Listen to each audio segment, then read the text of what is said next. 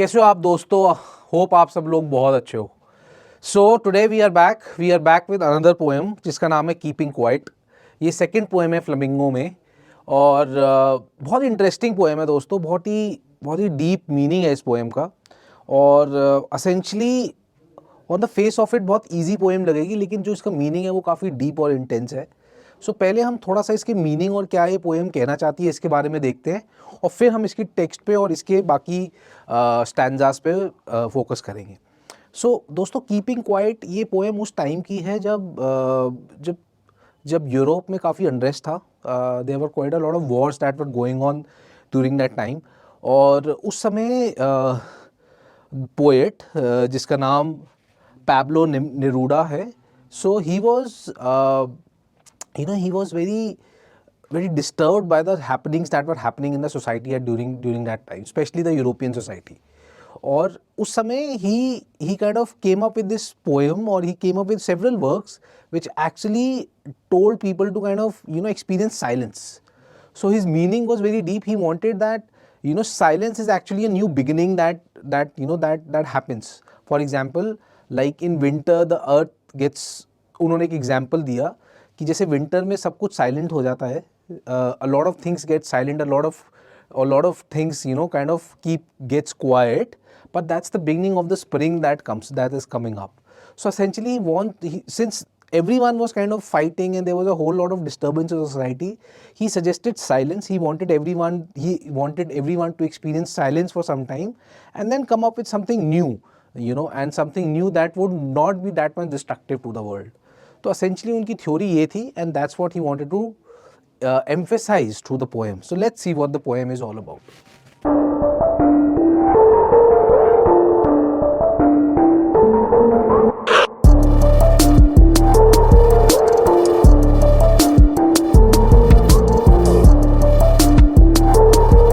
सबसे पहले अब ब्रीफ अबाउट दी ऑथर, जैसे हम हर बार करते हैं।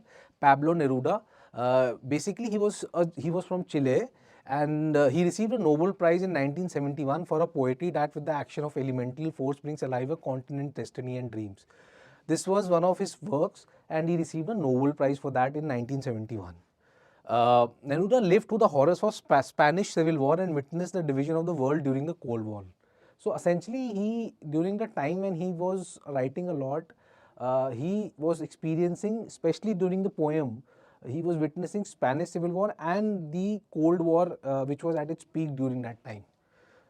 He believed that beneath our different languages and nationalities, we are all the same. He was concerned that the rush of modern machinery and war has destroyed the human soul. For Neruda, silence was not a sign of weakness. It was a powerful tool for revolution, an internal revolution where we stop harming others and ourselves.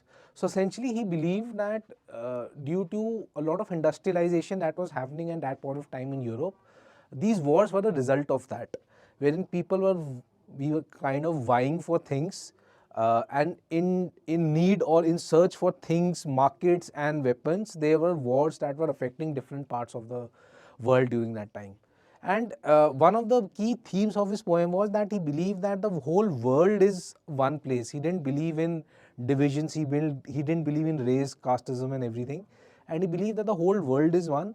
And for us to reignite and to kind of experience the relived society, we need to get to silence at a point and then kind of come up and ignite with new thoughts and feelings. So that was his idea, and that was what he wanted to say. As mentioned here as well, is a profound peace poem that advocates for introspection and universal brotherhood. Writing during a time of global political unrest, Neruda suggests that the solution to many of the world's problems, war, environmental destruction, personal sadness, lies in the moment of collective silence. So he kind of briefed up the world with a message of collective silence, wherein the whole world can get into silence for some time and then again reignite and come up into the world again. So that's what he wanted to speak with the poem. So let's look at the stanza by breakup of the poem. So we have divided the poem into 4 stanzas. I haven't mentioned the text as yet because that's very simple. So just brief 4 stanzas as to what he wanted to explain through the poem. So first was impact on nature and laborers. So the first was call to silence. The poem begins with the poet asking us to count to 12.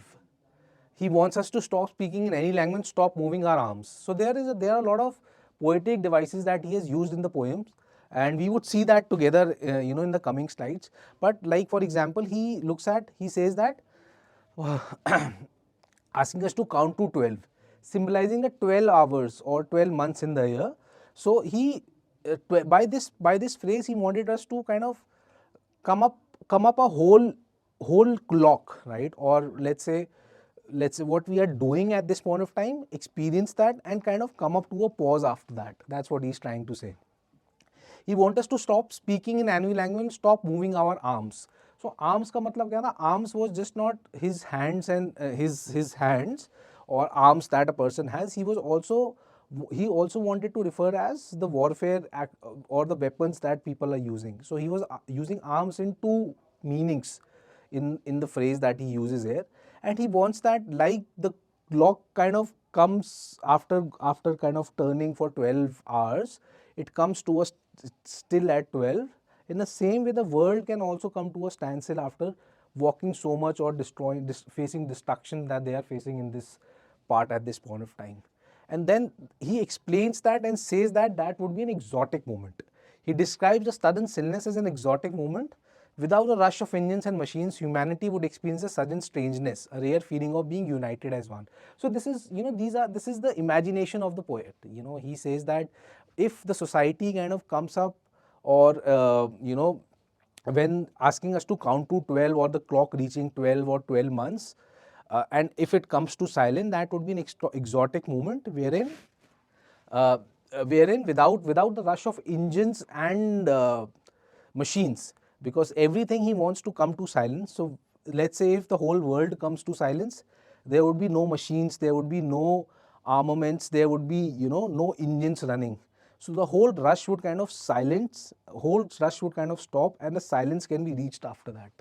Sudden changes, a feeling of being united and one. And and we'll see it in the passages later as well, that he wants the world to feel oneness. He says that if we all comes to complete silence, the one nature or the oneness of the environment, or of whatever you say, you can feel the oneness, that everything is one. There is no duality in the environment that we live in.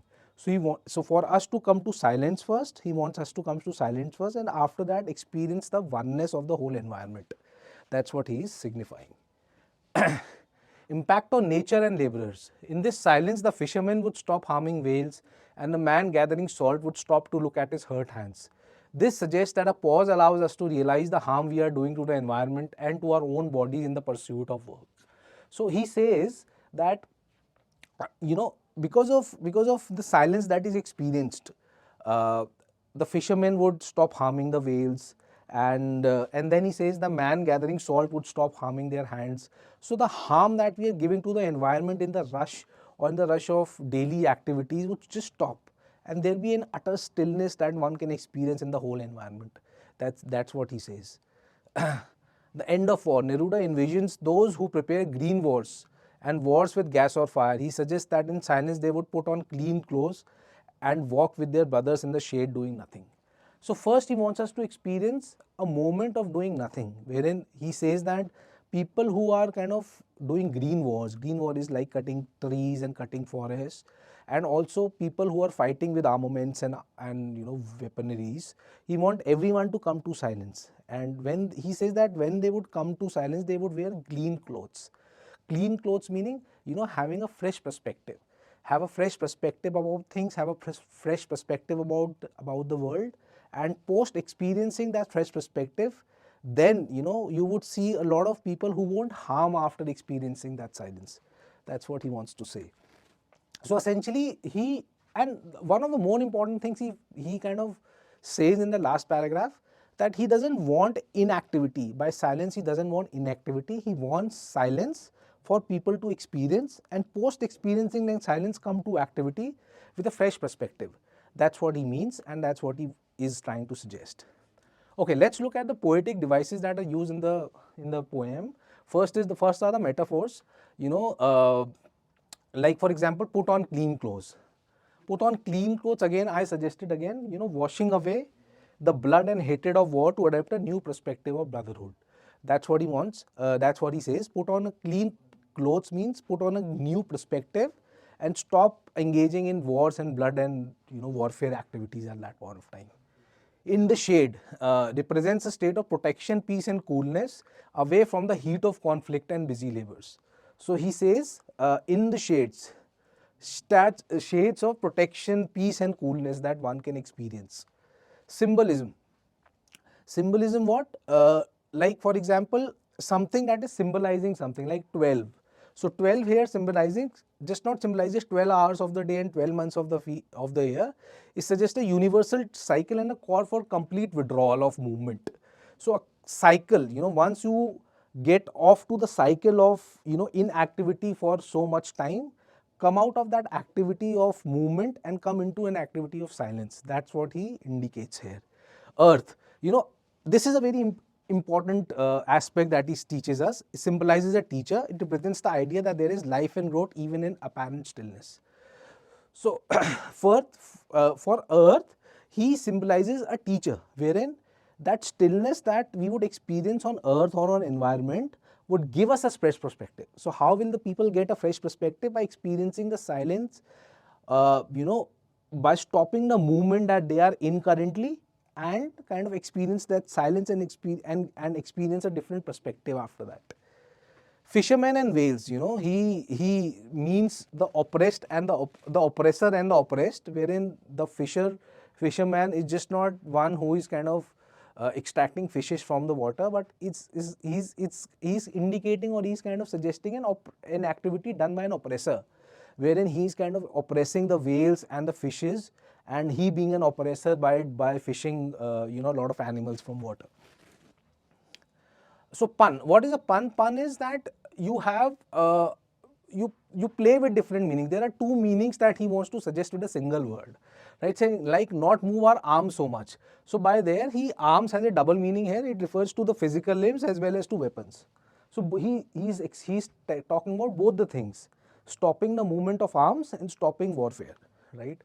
Alliteration means that there is a word that is present twice, and that is kind of giving us soothing or a soft rhythmic quality to the poem, like sudden strangeness, his hurt hands, we would, clean clothes, all repetition of certain sound and giving a feeling of rhythmic quality that is mimicking the theme of quietness. Okay, then antithesis, these devices placing two opposite ideas together to highlight a truth. For example, count to 12 and we'll keep still. So contrasting things present in the same proverb, wherein he says the act of moving with the act of staying still. So count of 12 essentially kind of says an act of moving, that the clock is moving, but he also signifies that after the clock reaches 12, there will be immense silence that one can experience, like completing the whole cycle and pausing for a while. That's what he means. Dead versus alive, mentions that when everything seems dead, it later proves to be alive. It highlights the difference between total inactivity and productivity silence, right? So he says that you will come alive after you are dead. Dead, by dead he means complete inactivity. By alive he means complete inactivity, silence and activity post that. That's what he means. So this is again the summary of what we just discussed. The central message, the sadness Neruda mentions in the sadness of never understanding ourselves. We are so afraid of that we rush through life without meaning. By keeping quiet, we break the cycle of self-destruction and find a new way to relate to others, humans and the planet. So this I think we have already discussed. It is just a repetition of what the discussion we had. So some of the 3-4 questions I have put in, that can come in the exams, like why does the poet want us to count to 12? Again, we discussed this, that by 12 months or by representing the complete cycle of time, by asking us to count the whole 12 and then keep still essentially means that we have come out of that cycle that we are currently in of warfare, of destruction, keeping silence post that. That's what he means. Exotic moment, again exotic moment refers to the rare moment of stillness that the world can witness, and that stillness would give us a fresh perspective, or would help us to wear clean clothes and then get into activity later. Clean clothes, I think I have just discussed. Earth as a teacher, this is an important one. The earth teaches us the stillness is not a synonymous with death. As in winter, the earth appears dormant and lifeless, yet it is silently preparing for the rebirth of spring. Similarly, human silence is not a total inactivity, but a productive pause necessary for introspection and growth. So like the stillness of earth teaches us just not complete silence, but it helps us to again, feel that inner inertia and come up more productive in the next cycle that we would witness. So earth teaches us to be silent as well as to be more productive in the new cycle that we will come, wherein there is less destruction and less warfare. That's what he means. I hope you've enjoyed the explanation. Thanks for your time. Stay tuned. We'll come up with more videos and poems after that. Thank you.